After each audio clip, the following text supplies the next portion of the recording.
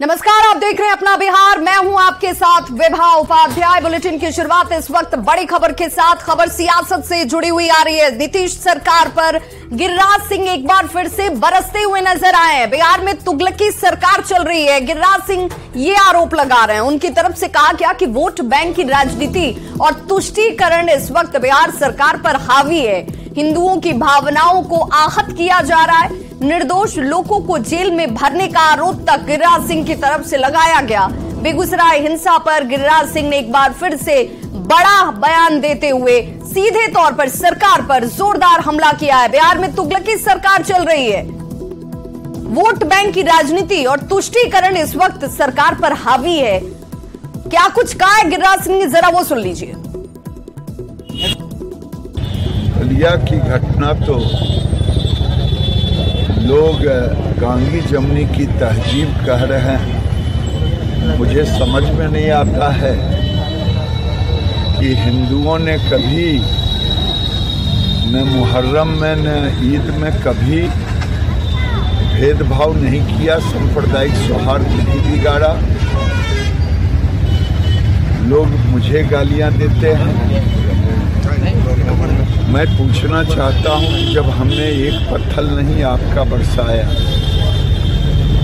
कभी मुहर्रम में, तो आखिर दुर्गा की मूर्तियों पर पत्थर भी बरसाएं और प्रशासन हिंदुओं को मारे पीटे और केस में भी फंसाए। ठीक है, तुगलकी सरकार है, जो मन हो सो करे। समय एक साथ नहीं रहता है। हम भी जब आएगा समय तो देखा जाएगा। तो इधर ललन सिंह ने गिरिराज सिंह के बयान पर जोरदार हमला किया है, पलटवार किया है। ललन सिंह ने कहा कि सांप्रदायिक सौहार्द बिगाड़ने वालों को नीतीश कुचल डालते हैं। में जब से नीतीश कुमार जी की सरकार है तब से बिहार में सांप्रदायिक सद्भाव है, सामाजिक सद्भाव है। सांप्रदायिक सद्भाव बिगाड़ने का प्रयास वो करते हैं, जिसको मुख्यमंत्री नीतीश कुमार जी पूरी ताकत से उसको कुचल देने का काम करते हैं। भारत सांप्रदायिक रोका नहीं जाता। भारत सरकार के मंत्री जो हैं बड़ा वीर बंका बने हुए हैं। उनका बेटा ना जेल गया था जी, जेल गया था कि नहीं उनका बेटा भागलपुर में। तो देखिए कैसे ललन सिंह ने जोरदार हमला किया। उन्होंने कहा कि ये जो कुछ वो कह रहे हैं उन्हें खुद अपने बयान पर ध्यान देना चाहिए। सरकार तो है, वो एक्शन में है, वो जो भी दोषी उनके ऊपर कार्रवाई करेगी। इस वक्त एक बड़ी खबर पटना से, जहां पर आरजेडी विधायक फतेह बहादुर के बयान के बाद अब देखिए उनकी ही पार्टी के विधायक की तरफ से अब हमला किया जा रहा है। आरजेडी के विधायक फतेह बहादुर का मामला, और इस मामले पर चेतन आनंद ने सोशल मीडिया प्लेटफॉर्म एक्स पर जाकर पोस्ट किया है। उनकी तरफ से जोरदार हमला किया गया। उन्होंने कहा है कि बिना नाम लिए फतेह बहादुर पर जब वो निशाना साधते नजर आए तो महिषासुर को नायक मानने वाले लोग मूर्ख हैं। फतेह बहादुर को उन्होंने सीधे तौर पर कहा, सेकुलरिज्म सबको साथ लेकर चलना सिखाता है। भाई, आप इस बात को समझिए कि आप सेकुलर होने का जो दावा करते हैं तो वही सेकुलरिज्म सबको साथ लेकर चलने की बात कहता है। और बिना नाम लिए फतेह बहादुर पर निशाना चेतन आनंद की तरफ से साधा गया। अपना धर्म सबको प्रिय है, चेतन आनंद ये कहते नजर आए। सेकुलरिज्म सबको साथ लेकर चलना होता है। खुद के धर्म को नीचा दिखाना ये सेकुलरिज्म नहीं है। बता दें कि ये पहला कोई मामला भी नहीं है जब चेतन आनंद ने अपनी ही पार्टी के नेता के खिलाफ जाकर मोर्चा खोला हो। इसके पहले राज्यसभा सांसद मनोज झा के ठाकुरों वाले बयान पर भी चेतन आनंद ने अपनी कड़ी आपत्ति जाहिर की थी। और इस बार फतेह बहादुर सिंह के उस बयान पर, जिसमें फतेह बहादुर ने कहा कि काल्पनिक है मां दुर्गा और जो पूजा पाठ वाली पद्धति है वो फिजूल खर्ची है, ये होना ही नहीं चाहिए।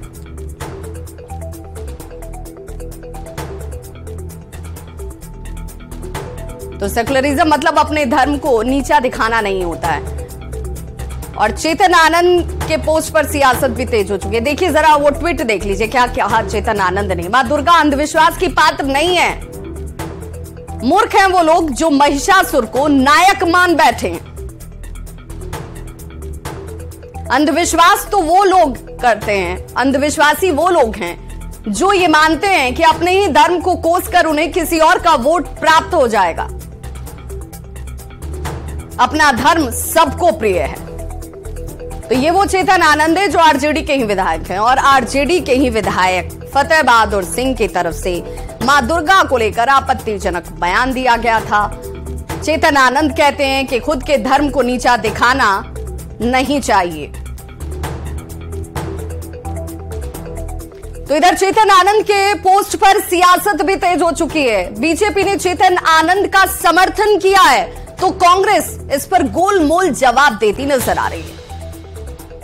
हमारा संविधान अगर हमें किसी चीज की आजादी देती है तो उसका मिसयूज भी नहीं करना चाहिए। सभी धर्म की अपनी अपनी प्रायोरिटी और अपनी अपनी मानना है, और बहुत लोगों को जिसके जिसके अपने धर्म है उसमें उनकी आस्था है, उस आस्था पे हमें कभी चोट नहीं पहुंचानी चाहिए। बिहार में लालू प्रसाद यादव के इशारे पे ये महागठबंधन एक नई पॉलिटिकल लाइन को लेकर चल रहा है। राजद, जदयू और कांग्रेस के नेता सनातन का विरोध कर रहे हैं, सनातन के विषय में आपत्तिजनक टिप्पणी दे रहे हैं, आपत्तिजनक व्याख्या कर रहे हैं। चेतन की बात सही है, और चेतन जैसी नई पीढ़ी का जितना जल्दी इन पॉलिटिकल धूर्तों से मुंह भंग हो जाए उतना बेहतर है। तो संस्कृत के प्रश्न पत्र में इस्लाम धर्म से जुड़े सवालों पर बिहार कांग्रेस अध्यक्ष अखिलेश प्रसाद सिंह ने बयान दिया। उन्होंने कहा कि इसमें गलत क्या है, क्या संस्कृत के प्रश्न पत्र में हिंदू धर्म से जुड़ा सवाल पूछा जाए। हालांकि उन्होंने ये जरूर कहा कि संस्कृत में इस्लाम का सवाल पूछे जाने का जवाब शिक्षा मंत्री और सचिव से मांगा जाना चाहिए।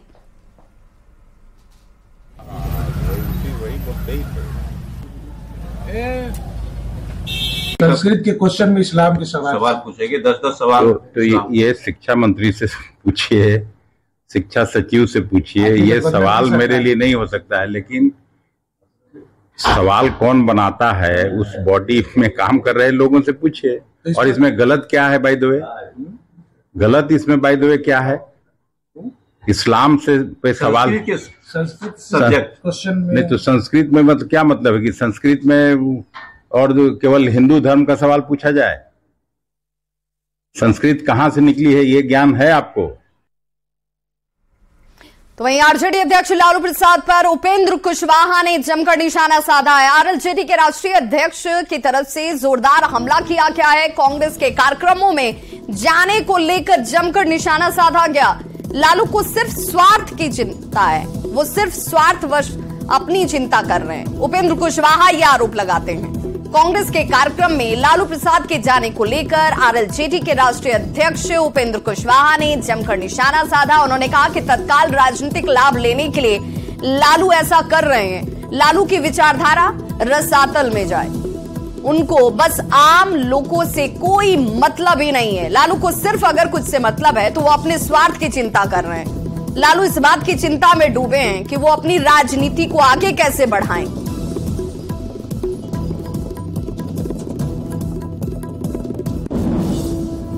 कुल मिलाजुलाकर वहाँ भी यही स्थिति है, तत्काल राजनीतिक लाभ कैसे मिल जाए, विचारधारा चाहे रसातल में जाए, आम लोगों का हित कहीं चला जाए, इससे कोई मतलब नहीं, उसकी कोई चिंता नहीं, सिर्फ अपने स्वार्थ की चिंता, अपनी तत्काल जो राजनीति है वह कैसे आगे बढ़े इसकी चिंता लोग करते हैं। इसलिए इस तरह की स्थिति देखने को मिलती है। तो सीएम नीतीश कुमार को लेकर जेडीयू सांसद सुनील कुमार पिंटू का एक बड़ा बयान सामने आया है। सुनील कुमार पिंटू ने कहा कि सीएम नीतीश का दूसरे राज्य से चुनाव लड़ना कोई बड़ी बात नहीं है, लेकिन उन्हें नहीं लगता कि वो बिहार छोड़कर किसी अन्य राज्य में जाएंगे। उनका पूरा का पूरा ध्यान, उनका फोकस जो है अभी बिहार की जनता की सेवा करने में लगा हुआ है। अगर बात लोकसभा के चुनाव की बात, वो पूरे हिंदुस्तान के हर राज्य में पॉपुलर है। उन्हीं के अथक प्रयास से INDIA गठबंधन बना, सारे विपक्ष एक जगह हुए। इसलिए मुख्यमंत्री जी का किसी अन्य राज्य से जाकर चुनाव लड़ना कोई बड़ी बात नहीं है, क्योंकि वो इतने पॉपुलर है। परंतु मुझे नहीं लगता कि अभी वो बिहार छोड़कर किसी अन्य राज्य में जाएंगे। अभी उनका पूरा फोकस है बिहार को डेवलप करने का, बिहार के जनता की सेवा करने का, और लोकसभा के चुनाव पर उनका ध्यान खुद लड़ने का कम, और INDA गठबंधन को एकजुट होकर पूरे इंडिया में चुनाव लड़े, ये उनका अभी प्रयास चल रहा है। तो मन की बात कार्यक्रम में पीएम मोदी ने स्वतंत्रता सेनानी तिलका मांझी का जिक्र किया। तिलका मांझी का जिक्र करते हुए पीएम मोदी ने कहा कि तिलका मांझी ने अन्याय के खिलाफ बिगुल फूंका था। भारतवर्ष में आदिवासी योद्धाओं का समृद्ध इतिहास रहा है। भागलपुर के सुल्तानगंज में जन्म लेने वाले तिलका मांझी प्रथम स्वतंत्रता सेनानी होने का सम्मान हासिल करते हैं। इसी भारत भूमि पर महान तिलका मांझी ने अन्याय के खिलाफ बिगुल फूंका था। इसी धरती से सिद्धो कान्हू ने समानता की आवाज उठाई।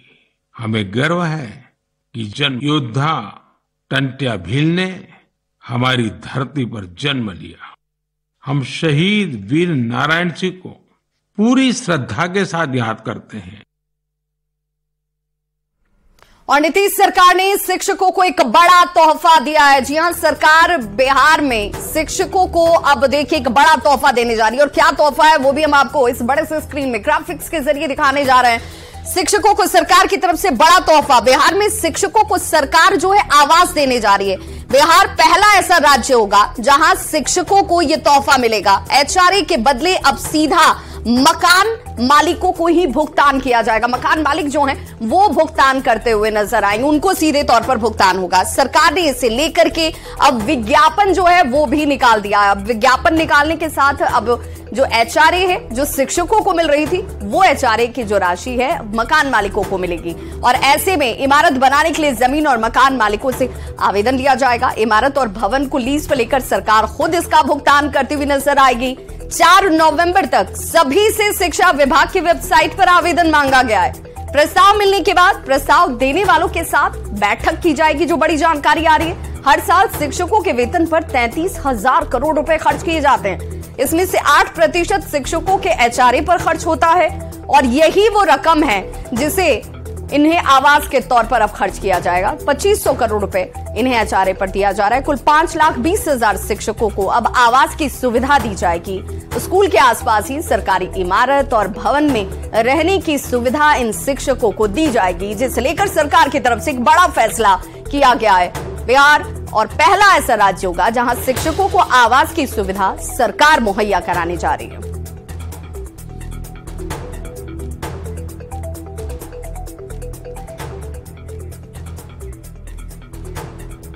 और बड़ी खबर अहमदाबाद से आ रही है, जहां पर दरियापुर पुलिस ने, देखिए ये बड़ी खबर इस वक्त आपको इस स्क्रीन पर हम दिखाने जा रहे हैं। दरियापुर पुलिस ने बिहार के 2 युवकों को हथियार के साथ गिरफ्तार कर लिया है। बिहार के 2 युवकों की गिरफ्तारी की गई है। ये बड़ी खबर अहमदाबाद से आ रही है। हथियार के साथ ये दोनों युवक जो हैं वो गिरफ्तार किए गए हैं। ये जो बड़ी जानकारी इस वक्त सामने आ रही है, ट्रेन से लाया जा रहा था हथियार, ये बताया जा रहा है। और कहा जा रहा है कि ये जो दोनों शख्स हैं, संदीप सिंह और विवेक झा, ये दोनों शख्स के नाम सामने आ चुके हैं जिनकी गिरफ्तारी की गई है। 1 पिस्टल और 5 जिंदा कारतूस की बरामदगी इनके पास से की गई है। इन दोनों को गिरफ्तार कर लिया गया है और इनसे कड़ी पूछताछ इस वक्त की जाती हुई नाम सामने आ चुका है। तस्वीरें आपके सामने इस वक्त टीवी स्क्रीन पर। संदीप सिंह और विवेक झा, ये दोनों वो शख्स हैं जिनकी गिरफ्तारी की गई है। हत्या की योजना के साथ बिहार से ये दोनों बताया जा रहा है कि आए हुए थे। 4 महीने पहले बिहार के पिंटू कुमार सिंह से हथियार लिया गया था। दरियापुर पुलिस ने आरोपी के खिलाफ फिलहाल मामला दर्ज कर लिया है।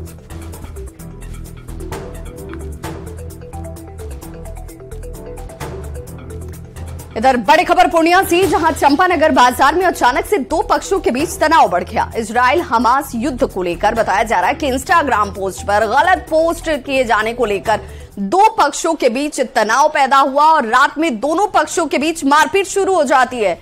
लोगों का यह आरोप है कि चंपानगर प्रशासन एक पक्षीय कार्रवाई कर रही और एक ही पक्ष के कुछ लोगों को गिरफ्तार किया गया। इसके विरोध में लोगों ने जमकर आज प्रदर्शन किया, टायर जलाकर रोड को जाम कर दिया गया और पुलिस के खिलाफ नारेबाजी की गई है। ये तस्वीर इस वक्त आपके टीवी स्क्रीन पर। लोगों ने बाजार को भी बंद कर दिया।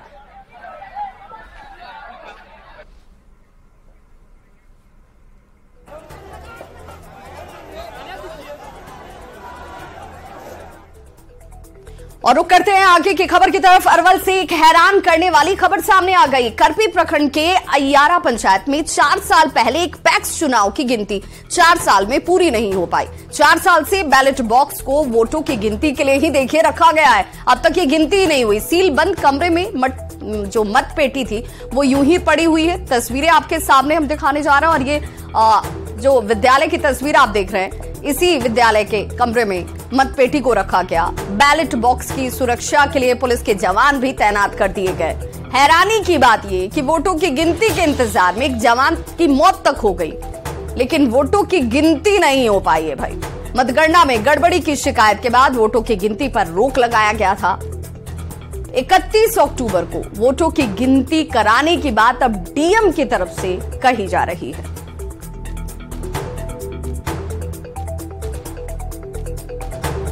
था 13 दिसंबर 2019 को, उसके बाद उसमें कुछ शिकायतें आई थी। उसके आलोक में 20 दिसंबर 2019 को पुनः ये कराया गया था, जिसकी काउंटिंग हम लोग अभी कर रहे हैं।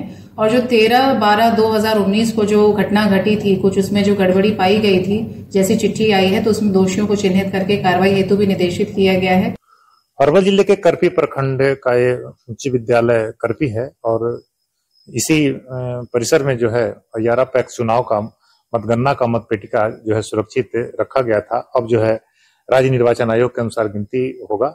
हम दिखा रहे हैं 4 सालों से मतपेटिका रखी गई है और जो हमारे पीछे जो देख रहे हैं सुरक्षा बल के जवान जो है, इसी वज्रगृह बनाया गया था पैक्स चुनाव वर्ष 2019 में और इसे सुरक्षित जो है रखा गया है राज्य निर्वाचन आयोग के अनुसार। हालांकि इसी वज्रगृह में लगातार तैनात की गई है सुरक्षा बलों को। हम इनसे ही जानने का प्रयास करेंगे कि आखिर क्या रही है। यहाँ पर मौजूद हैं। आपका क्या नाम हुआ आपका? मोहम्मद खलील अंसारी। क्या इसके लिए मतलब आप सुरक्षा के लिए? सुरक्षा गार्ड के लिए हम लोग तैनात हैं। कितने दिनों? 2000 कभी हमको 2.5 बरस हो गया यहाँ पर। इसके पहले कौन थे? इसके पहले बीएमपी था। ये बॉक्स है अयारा पंचायत का जो है पैक्स चुनाव, और 2019 में चुनाव हुआ था, उसी का बक्सा का सुरक्षा गार्ड में हम लोग तैनात हैं यहाँ पर लगातार। हाँ, लगातार 3 बरस से। पहले बीएमपी थे, इसके बाद हम लोग आए सुरक्षा गार्ड में तैनात है अभी तक। जैसा कि सुरक्षा गार्ड जो खलील अंसारी है, उनका कहना है कि विगत 4 वर्षों से इसमें मतपेटिका जो है सुरक्षित रखा गया है। पैक्स चुनाव का महज 5 सालों का कार्यकाल होता है और 4 सालों से मतपेटिका जो है सुरक्षित रखी गई है। अब इसकी जो है गिनती आगामी 31 अक्टूबर को जिलाधिकारी वर्षा सिंह के नेतृत्व में कराया जाएगा।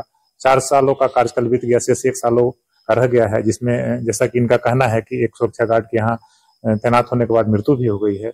अब देखना यह है कि इसकी 31 अक्टूबर को मतगणना होने के बाद जो है प्रत्याशियों का भाग का फैसला होगा और इसके लिए जो है 11 पंचायत का जो है पैक्स चुनाव पूरी तरह से प्रभावित हो रहा है। किसानों को जो समस्याएं धान खरीदने की हो रही थी, अब वो समस्या का निजात शीघ्र ही मिल जाएगा। अनिरुद्ध कुमार, न्यूज 18 अरवल। अगली खबर शेखपुरा से, जहां पैगंबरपुर गांव में रेलवे क्रॉसिंग को रेल प्रशासन ने अवैध मानते हुए बंद करा दिया। जेसीबी से कच्ची सड़क को तोड़कर रास्ते को बंद कर दिया गया है। लगभग 25 साल से पैगंबरपुर गांव के लोग इसी रास्ते से आवाजाही कर रहे थे। अब गांव के लिए यही रास्ता एकमात्र था, अब उसे भी बंद कर दिया गया। ऐसे में गांव वालों के सामने अब एक बड़ी समस्या है कि आखिर वो किस रास्ते से आवाजाही करें।